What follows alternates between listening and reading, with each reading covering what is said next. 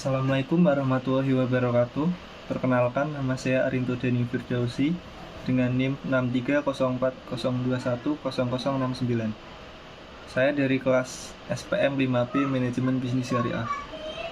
Baik, di sini saya akan memaparkan salah satu materi dari mata kuliah Sistem Pengendalian Manajemen, yaitu tentang analisis laporan kinerja.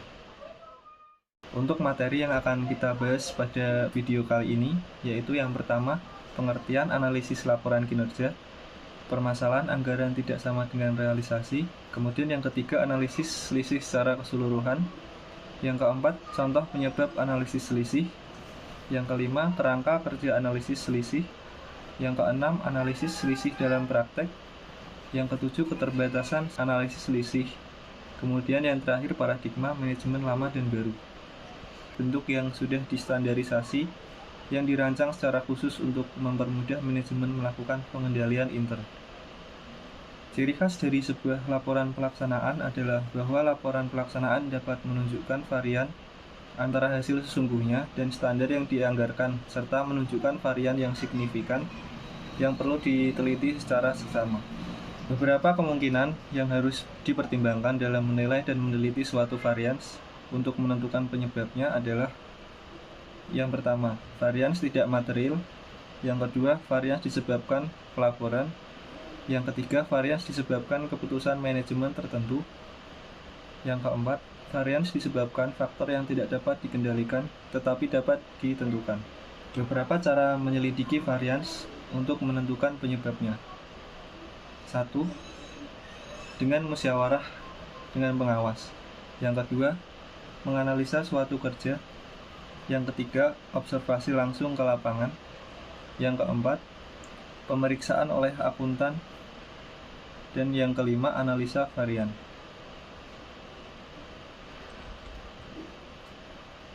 Kegunaan analisa varians adalah sebagai berikut. Yang pertama, untuk menyelidiki varians antara hasil sesungguhnya pada periode berjalan dan sebelumnya. Kegunaan yang kedua, untuk menyelidiki varians antara hasil sesungguhnya dan biaya standar.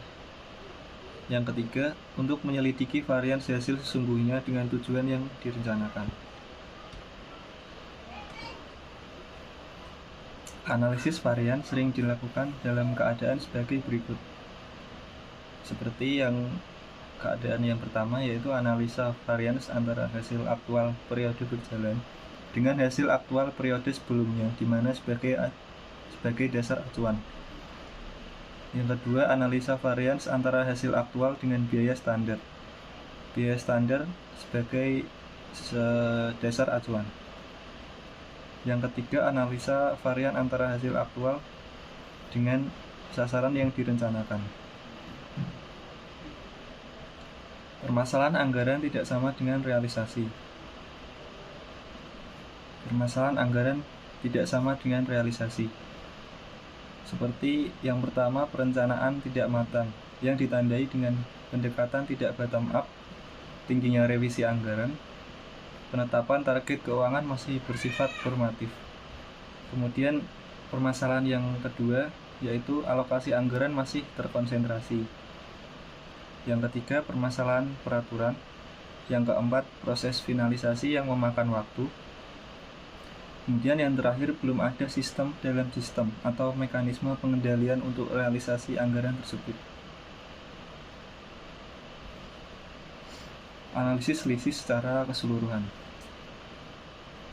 Kemudian poin selanjutnya yang akan kita bahas adalah analisis selisih secara keseluruhan, yaitu merupakan sekumpulan kegiatan, aktivitas, dan proses yang saling berkaitan untuk memecahkan masalah atau memecahkan komponen menjadi lebih detail dan digabungkan kembali lalu ditarik kesimpulan.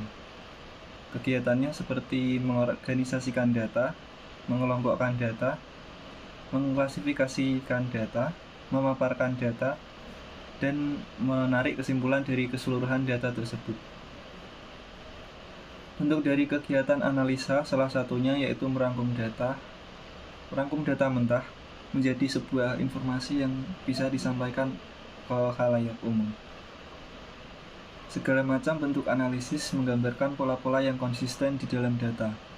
sehingga hasil analisa dapat dipelajari dan diterjemahkan dengan singkat dan penuh makna.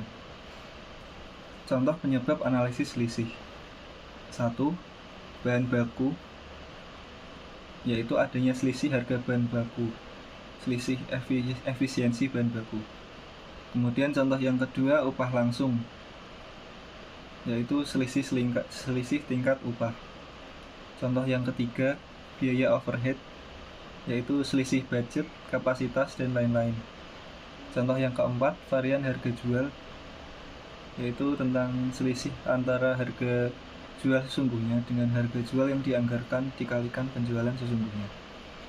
Yang kelima, varian kuantitas penjualan, yaitu selisih antara penjualan sesungguhnya dengan yang dianggarkan dikalikan harga jual yang dianggarkan.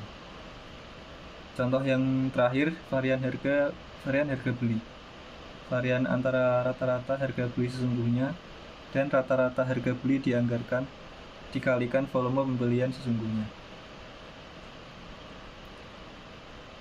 Kemudian contoh yang ketujuh, varian pemakaian bahan baku, varian antara kuantitas standar bahan baku dipakai dengan kuantitas sungguhnya. Bahan baku yang dipakai dikalikan dengan harga standar bahan baku persatuan. Contoh yang ke-8, varian kuantitas pembelian, yaitu varian antara volume pembelian yang sesungguhnya dan volume pembelian yang dianggarkan dikalikan rata-rata harga beli yang dianggarkan. Contoh yang ke-9, varian efisiensi tenaga kerja. Yaitu varian antara jumlah jam kerja langsung yang sesungguhnya dikalikan dan jumlah jam kerja langsung standar yang diperkenankan dikalikan upah standar. Contoh yang ke-10, varian pengeluaran, yaitu perbedaan yang disebabkan oleh pengeluaran yang lebih kecil dari yang dianggarkan.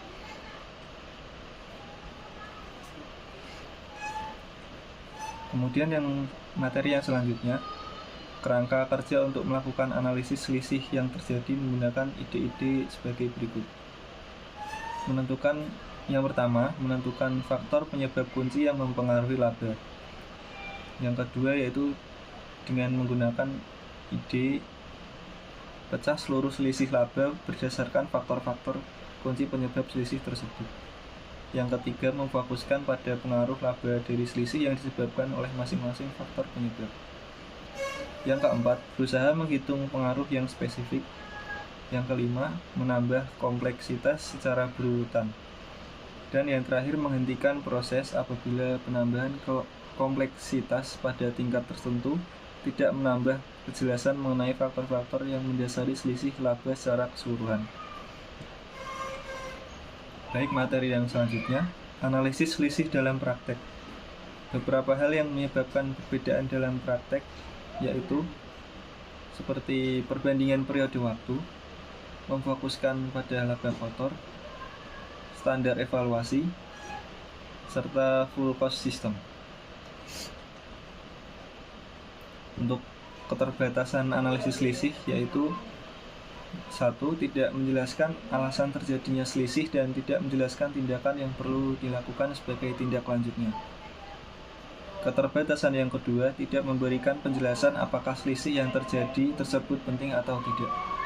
Yang ketiga, penyeimbang selisih akan membingungkan pembaca laporan. Yang keempat, manajer menjadi lebih tergantung pada keterangan dan ramalan.